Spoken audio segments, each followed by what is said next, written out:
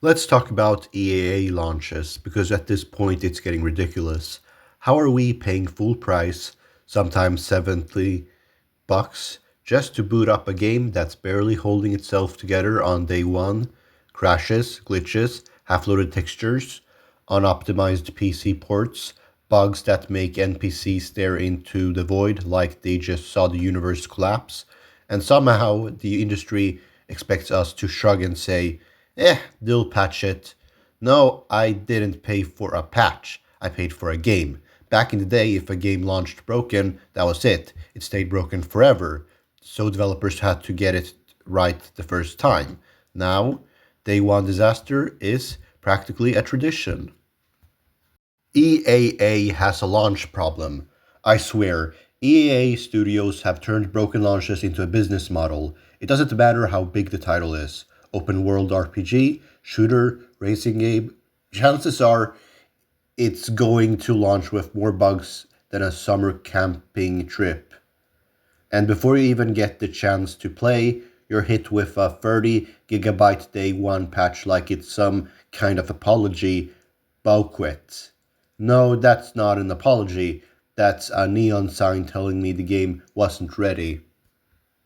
Cyberpunk 2077, the poster child of broken dreams. Let's be real, Cyberpunk 2077 didn't launch, it escaped. Barely. The marketing promised a futuristic masterpiece, but the actual launch gave us T-posing civilians, cars launching into orbit, entire buildings flickering like haunted LED lights, police teleporting behind you like budget jump scare villains. On PS4 and Xbox One, it was so busted the game got pulled from the PlayStation Store. That's historic. You know you messed up when Sony just says, nope, take it back. Cyberpunk was supposed to be a generational experience, and it became a meme instead. Why EAA releases broken, the ugly truth.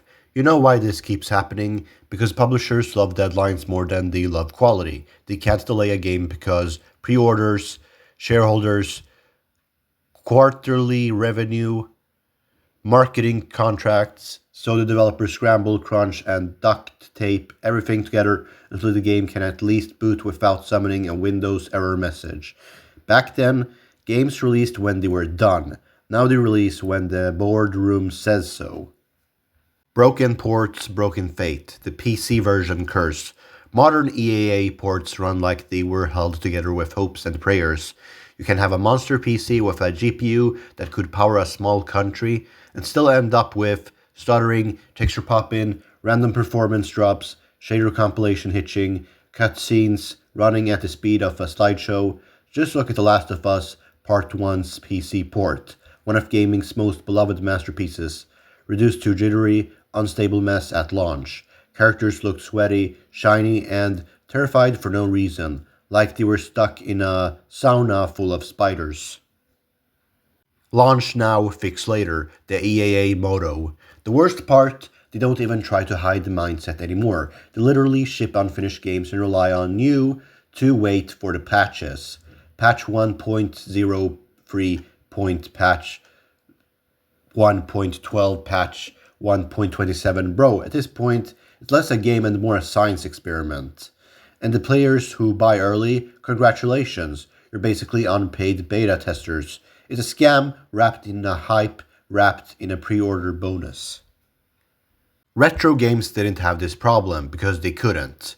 In the NES, SNES, PS1, PS2 eras, developers didn't have the luxury of patching mistakes. The game shipped once, and that was the final say. You couldn't fix a bug by telling players to download a patch, so studios tested, iterated, refined, launched games that, gasp, actually worked. Now games ship with the stability of a soggy Jenga tower. So yeah, call me old school, but I'm paying 70 bucks. I expect the thing to actually function. I shouldn't need a day one patch the size of a small moon just to make the game barely playable. If the industry wants to hype next gen gaming, maybe start with the basics. Make sure the game works. Retro games weren't perfect, but at least they respected your time and money. EAA games today treat release day like a soft launch for a restaurant still installing the kitchen. I don't want a promise, I don't want a roadmap, I want a game that isn't held together by prayers and hotfixes, and if that's too much to ask, maybe the AAA industry needs a patch.